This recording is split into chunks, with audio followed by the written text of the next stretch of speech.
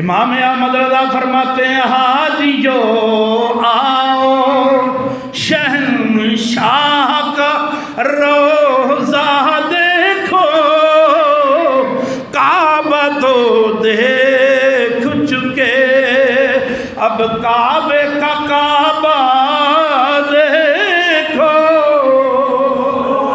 ارے کعبہ تو دیکھ چکے کعبے کا کعبہ دیکھو، کعبے کا کعبہ بھی وہاں پر اور واقعتاً جنت بھی وہاں پر،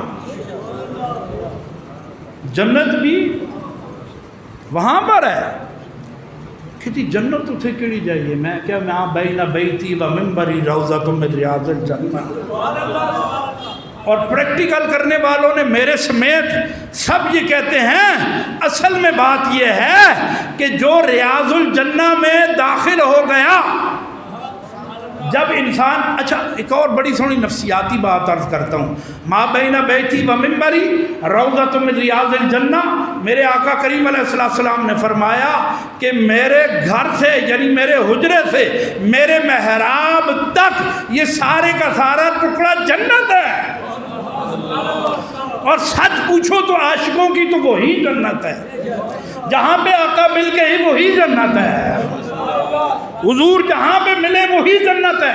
اب میں توجہ چاہوں گا، جب پہلی دفعہ کوئی ریاض الجنہ میں داخل ہو نا تو اس کو اندر سے ایک عجیب سی کیفیت اور خوشی محسوس ہوتی ہے، ایسا ہے کہ نہیں؟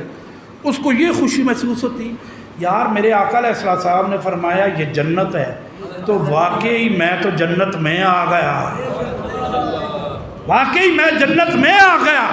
اور کیوں نہ جنت میں آ گیا؟ دو معنی ہیں، ایک تو واقعتاً ہی یہ سارا کچھ قیامت والے دن اٹھا دیا جائے گا سیدھا جنت میں، یعنی وہ جنت جو سدرہ کے پاس ہے وہاں پہ اٹھا کے اس کو رکھ دیا جائے گا۔ ایک عاشقوں سے پوچھو، وہ کہتے ہیں ہمارے لیے جنت میں رہ کر بھی وہ جنت ہے کہ جہاں پہ دیدار مصطفیٰ ہوتا رہے۔ اب توجہ چاہوں گا، یہ شاید کہ آپ کا کہیں جی کہ مولانا کا ایک ذوق تھا عشق اور محبت میں، شکر الحمدللہ اگر یہ بھی ہو تو یہ بات کر دی، لیکن سنیں ایک آیت ہے اس کا شان ہوا مَن یُطِعِ اللَّهَ وَالرَّسُولَ فَأُولَٰئِکَ مَعَ الَّذِینَ أَنْعَمَ اللَّهُ عَلَیْہِم مِّنَ النَّبِیِّینَ۔ اس آیت کا شان نزول میرے آقا علیہ السلام کی بارگاہ میں حضرت ثوبان بن ثابت رضی اللہ تعالیٰ عنہ بیٹھے ہیں، اور میرے آقا نے دیکھا ان کی چہرے کی کیفیت کو دیکھا تو حضور جان گئے، پہچان گئے، فرمایا کیا وجہ ہے؟ کیا وجہ ہے یا رسول اللہ؟ وجہ یہ ہے کہ آج تو آپ ہمارے سامنے ہیں، ہم دیدار کرتے ہیں،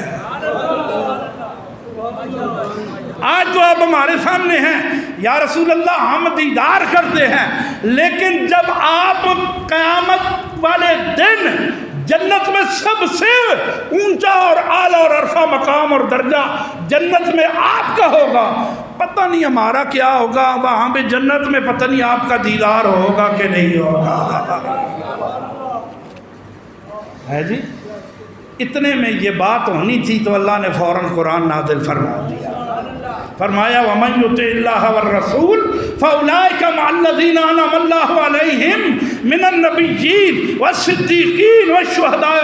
گھبرائیں نہیں، جس نے بھی اطاعت کی اللہ کی اور اللہ کے رسول کی وہ نبیوں کے ساتھ ہوں گے، صدیقوں کے ساتھ ہوں گے، شہیدوں کے ساتھ ہوں گے اور جنت میں ہوں گے۔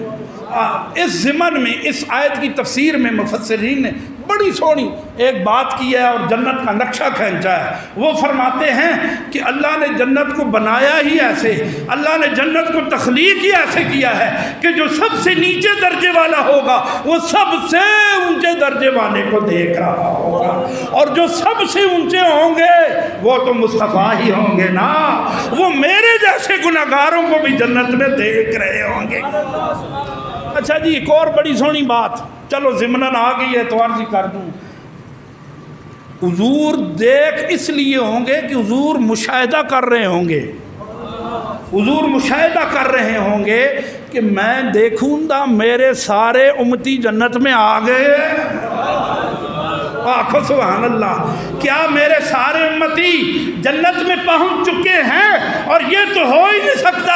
میرے آقا نے فرمایا جب تک میں نہ جاؤں گا جنت کا دروازہ نہ کھلے گا. یا رسول اللہ کیوں؟ فرمایا میں اپنے گناہگار امتیوں کو تلاش کر رہا ہوں گا، اور جب ساروں کو میں لے جاؤں گا یعنی سب کی شفاعت ہو جائے گی، پھر میں جاؤں گا اور سارے منتظر ہوں گے، اور پھر میرے لیے جنت کا دروازہ کھلتا جائے گا. اب ذرا آیت کی طرف آتے ہیں. یہ جو آیت ہے نا وَلَوْ أَنَّهُمْ إِذْ ظَلَمُوا أَنفُسَهُمْ جَاءُوكَ فَاسْتَغْفَرُوا اللَّهَ، سچی بات یہ ہے کہ یہ ہے ہی عاشقوں کے لیے، یہ ہے ہی عاشقوں کے لیے، ایمان والوں کے لیے.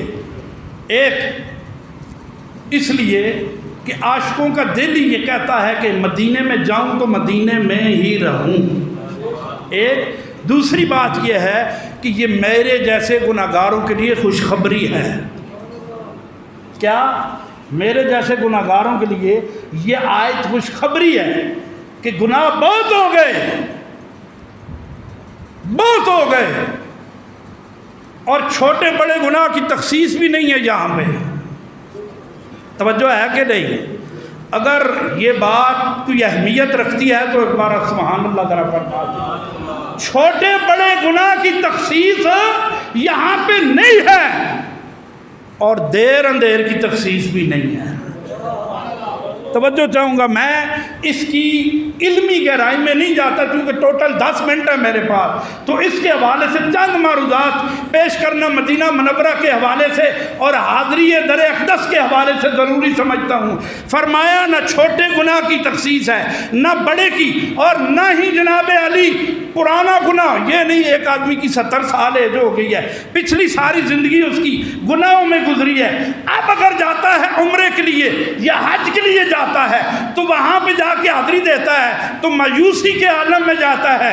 میرے سونے رب نے فرمایا وہ 70 سال پچھلی ساری زندگی گناہ کرنے والے مایوس ہو کے میرے مصطفیٰ کے پاس نہ آنا، تو آ چکا ہے تو لے، اب میں نے تیرے پچھلے سارے گناہوں کو معاف کر دیا ہے. جو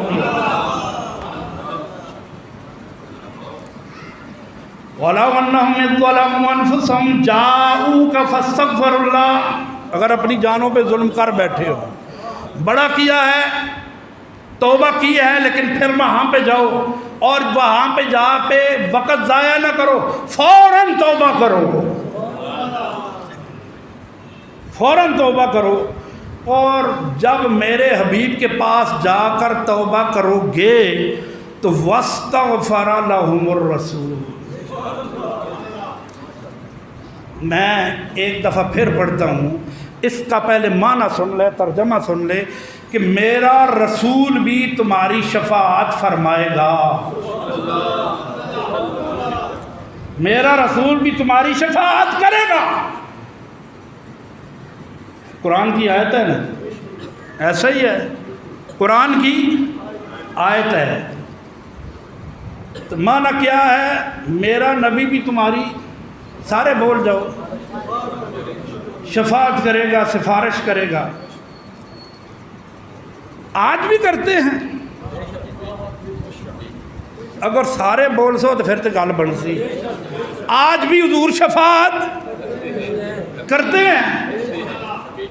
حضور کا تو ویسے وصال نہیں ہو گیا، آج سے 1400 سال پہلے وصال ہو گیا نا. تو قرآن کہتا ہے وَاسْتَغْفَرَ لَهُمُ الرَّسُولُ. اگر کوئی عالم یہاں پہ بیٹھا ہوا ہے تو وہ جانتا ہے کہ جو ناسخ اور منسوخ والا علم ہے ان میں اگر تحقیق کی جائے، ریسرچ کیا جائے اور سٹڈی کی جائے اور اصول تفسیر کو لایا جائے، علمی بات کر رہا ہوں، اگر علماء ہیں تو وہ جانتے ہیں اصول تفسیر کو لایا جائے. میں پھر کہہ رہا ہوں چونکہ ریکارڈنگ ہو رہی ہے، یہ میری تقریر پوری دنیا میں جاتی ہے. اصول تفسیر کے تحت کسی جگہ بھی کسی محدث، کسی مفسر، کسی محقق، کسی مدقق نے یہ لکھا ہے کہ یہ آیت منسوخ ہے. میں بطور چیلنج یہ کہہ رہا ہوں، اصول تفسیر کے تحت اور وہ مفسر قرآن جو دور جدید کے مفسر ہیں یا علماء متقدمین و متاخرین اور ائمہ مجتہدین و محدثین و مفسرین کسی ایک نے بھی لکھا ہو کہ یہ آیت منسوخ ہو چکی تھی یا ہو چکی ہے؟ اگر نہیں ہے اتر تسی پہنچے نہیں ہو، ایک باری پھر آکھو سبحان اللہ۔